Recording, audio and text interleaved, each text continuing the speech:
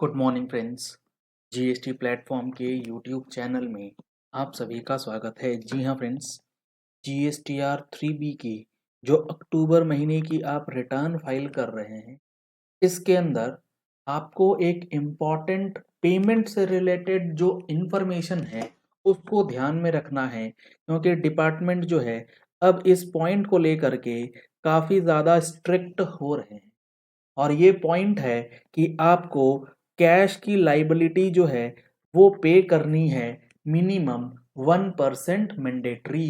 हालांकि रूल 86 भी कुछ कंडीशंस के साथ आता है, लेकिन यहाँ पर जो अभी माहौल बना हुआ है कि कैश पेमेंट जिस भी पर्टिकुलर केसेस या रजिस्टर्ड टैक्स पेयर्स में नहीं हो रहा, उनके खिलाफ नोटिसेस जो हैं वो किए जा रहे हैं, इंस्पेक्शंस किए जा रहे हैं। तो जुड़े रहिएगा इस वीडियो के एंड तक, ताकि आपको भी अक्टूबर महीने की जीएसटीआर 3B में कैश का पेमेंट करना है 1% या फिर जो भी आपका एक्चुअल बनता है उसके अंदर किन चीजों को आप ध्यान में रखेंगे। सबसे पहला जो सवाल है वो ये है, जब से आपका जीएसटी रजिस्ट्रेशन हुआ है तब से जो भी पेमेंट आपने किया है वो सिर्फ और सिर्फ आईटीसी के थ्रू किया गया है और कैश में नहीं किया गया, तो यहां पर आपके लिए समस्या खड़ी हो सकती है। तो अच्छा रहेगा कि अब आप कुछ हद तक रूल 86B को फॉलो कर लें।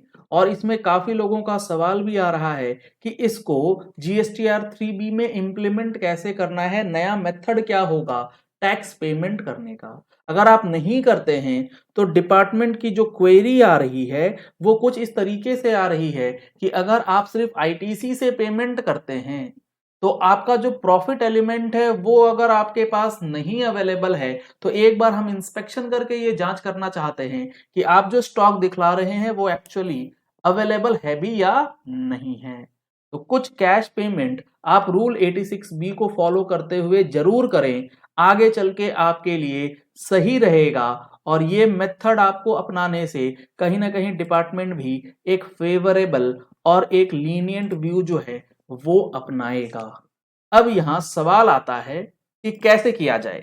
अगर हमारे पास इनपुट टैक्स क्रेडिट अवेलेबल है तो उसे इग्नोर करते हुए 1% मैंडेटरी कैश पेमेंट होगा कैसे। उसके लिए आपको रूल 86 भी समझना है और उसके लिए एक एग्जांपल मैं आपको देता हूं। लेट सपोज आप अक्टूबर की जीएसटीआर 3B फाइल कर रहे हैं और इस अक्टूबर की जीएसटीआर 3B में आपका जो टैक्सेबल टर्नओवर है वो है 60 लाख रुपए का। 60 लाख रुपीस की टर्नओवर आपकी अक्टूबर महीने में चली गई है। इस पे जीएसटी लग रहा है आपका कितना। अगर हम लोग सीजीएसटी एसजीएसटी की बात करें तो सीजीएसटी और एसजीएसटी में आपका जो इसमें जीएसटी लग रहा है 18% के हिसाब से वो होगा 5,40,000 रुपए एंड 5,40,000 रुपए का। जब आप अपनी जीएसटीआर 3B फाइल करेंगे, 3B को फाइल करते समय जो हमारा टेबल 6.1 है, यानी कि जो पेमेंट ऑफ टैक्सेस वाला कॉलम है, उसके अंदर आपको इस रूल 86B के नए मेथड को इंप्लीमेंट करना है। वो कैसे होगा? सबसे पहले आपको करना क्या है, ये 5,40,000 सीजीएसटी एंड 5,40,000 एसजीएसटी जो है इसका 1-1% निकाल लीजिए कि कितना अमाउंट बन के आ रहा है। तो 5,40,000 का 1% निकालेंगे अगर आप, तो सीजीएसटी में बनेगा 5,400 रुपए और एसजीएसटी में बनेगा 5,400 रुपए, यानी कि टोटल लाइबिलिटी का 1% 10,800 ये आपको मैंडेटरी कैश में जमा करना है। सर हमारे पास तो input tax credit already available है, तो उसको क्या करें, उसका क्या होगा। अब मान लेते हैं अक्टूबर महीने में आपके पास इनपुट टैक्स क्रेडिट जो है वो 6 लाख रुपीस है ईच, सीजीएसटी एंड एसजीएसटी।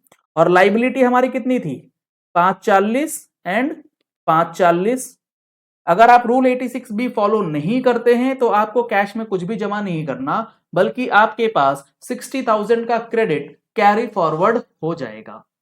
लेकिन अगर आप रूल 86 भी फॉलो करते हैं तो आपको करना कैसे है, जब आप पेमेंट ऑफ टैक्स वाला जो कॉलम है वो भरेंगे, उसमें आपको जो आईटीसी यूटिलाइजेशन वाला टैब है उसमें क्या करना है, उसमें करना यह है कि जितना आपका इनपुट टैक्स क्रेडिट है, मान लेते हैं 6 लाख रुपए, अब इस 6 लाख रुपए में आपका ओपनिंग आईटीसी भी हो सकता है, उसको भी आपको कंसिडर करके चलना है। तो जो आपकी लाइबिलिटी बनती है 5,40,000, तो उस 5,40,000 रुपए का 1% पहले निकाल लीजिए, वो आपका कितना बन के आएगा? 5400 रुपए, यानी कि इतना आपको पेमेंट करना है। अब आईटीसी जब आप क्लेम करेंगे 6 लाख रुपए का, तो आप 6 लाख की बजाय इनपुट टैक्स क्रेडिट, एक तो बात होती है क्लेम, एक होता है उसका सेट ऑफ। जब आप क्लेम करेंगे, क्लेम करते समय टेबल 4 में तो पूरा अमाउंट डालेंगे 6 लाख, लेकिन जब यहां आप उसे यूटिलाइज करेंगे तो इसमें 6 लाख में से 5400 रुपए माइनस करके 594,600 का फिगर ही दिखलाएंगे, जिससे रिजल्टेंट आपकी जो लाइबिलिटी बन के आएगी कैश में वो 5400 की आ जाएगी, और वही इक्विवेलेंट अमाउंट आपके input tax credit electronic credit ledger में पड़ा रहेगा। तो ये चीज आप कर सकते हैं रूल 86B को इंप्लीमेंट करते हुए। इस नए मेथड के जरिए आप अपनी GSTR 3B की फाइलिंग प्रोसेस में बदलाव कर सकते हैं, जिसके लिए आपको तैयारी करनी जरूरी है। ये जितनी भी चीजें चेंजेस होती हैं जीएसटी में, इसको हम लोग अपनी मंथली टैक्स मैगजीन में भी प्रोवाइड करते हैं। अगर आप लोगों ने अभी तक टैक्स मैगजीन का सब्सक्रिप्शन नहीं लिया है, तो दिए गए नंबर्स पे कॉल करके, व्हाट्सएप करके आप टैक्स मैगजीन का सब्सक्रिप्शन ले सकते हैं monthly GST and income tax की अपडेट्स के लिए। अब सवाल आएगा, सर रूल 86 भी फॉलो करना क्यों है? इसमें तो एग्जम्पशंस दी गई हैं। बिल्कुल एग्जम्पशंस आप लोगों को प्रोवाइडेड है। मैंने आपको क्या बताया, अगर आप इस रूल को फॉलो करते हैं तो आप इस चीज को जस्टिफाई कर पाएंगे कि आपके बिजनेस से होने वाले प्रॉफिट के ऊपर जो वैल्यू एडिशन किया जा रहा है आपकी तरफ से, उसके ऊपर कुछ अमाउंट ऑफ कैश लाइबिलिटी जो है वो आप पे कर रहे हैं, ताकि डिपार्टमेंट की नजर आपके जीएसटी रजिस्ट्रेशन पे ना पड़े कि ये बंदा तो सिर्फ आईटीसी ही यूटिलाइज कर रहा है, कैश का पेमेंट तो कर ही नहीं रहा है। क्योंकि नियम तो ये है कि 50 लाख से ऊपर अगर है तो आपको मैंडेटरी करना है 1% का पेमेंट कैश के अंदर। उसमें अगर आपने इनकम टैक्स रिटर्न फाइल करी है पिछले 2 साल की, और उसमें 1-1 लाख रुपए का इनकम टैक्स जमा किया हुआ है, तो आपके ऊपर नहीं लगेगा। आपने रिफंड क्लेम किया है तो आपके ऊपर नहीं लगेगा। अगर आपने रिफंड करने के अलावा जो unutilised ITC inverted tax structure के मामले में रिफंड लिया है तो भी नहीं लगेगा। और आपने आज तक, अब ये सारी चीजें करने से पहले एक कैलकुलेशन और कर लीजिए कि अगर आपका टैक्स पेमेंट अक्टूबर तक की रिटर्न में टोटल लाइबिलिटी का 1% से ऊपर है, तो भी आपको ये रूल फॉलो करने की जरूरत नहीं है। कहने का मतलब इन शॉर्ट ये है कि कुछ अमाउंट आप कैश में पे कीजिए, और ये बिल्कुल लॉजिकल भी है, कंसिडरिंग कि आपका जो घर के खर्चे हैं उसके लिए भी तो आपके पास प्रॉफिट का कोई एलिमेंट आता ही होगा।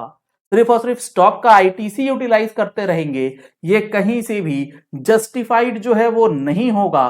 कहीं ना कहीं आपको इसका रीजनिंग देने में परेशानी आ सकती है। तो अब आप अक्टूबर महीने से कैश पेमेंट को थोड़ा सा सीरियसली ले सकते हैं, और एज पर रूल 86B जो है कुछ अमाउंट कैश में जमा कर सकते हैं, ताकि आपको भी परेशानी ना हो और डिपार्टमेंट भी आपको अननेसेसरी का परेशान जो है वो ना करे। चलिए इस वीडियो को यही एंड करते हैं। आशा करते हैं आपको रूल 86B, प्रैक्टिकल इंप्लीकेशंस, और जो चीजें अब आपको फॉलो करनी है आने वाले दिनों में, ये सारी चीजें आपको समझना जरूरी है। क्योंकि सेक्शन 38 के अंदर बदलाव भी कर दिए गए हैं। अगर आपका सप्लायर इस रूल को फॉलो नहीं करता है एलिजिबल होने के बाद भी, तो आपका इनपुट टैक्स क्रेडिट जो है वो रेस्ट्रिक्टेड माना जाता है। तो इन सारी चीजों को ध्यान में रखते हुए 3B के पेमेंट मेथड में ये चेंजेस आपको करने होंगे। अगर आपने हमारे चैनल पे फर्स्ट टाइम ट्यून इन किया है, तो चैनल को सब्सक्राइब करने के लिए नीचे दिया गया रेड कलर का सब्सक्राइब बटन प्रेस कर लीजिए। साथ में जो बेल आइकन है उसे प्रेस कर लीजिएगा, ताकि वीडियोस की नोटिफिकेशंस आप तक रेगुलरली पहुंचती रहें। Thank you and have a nice day.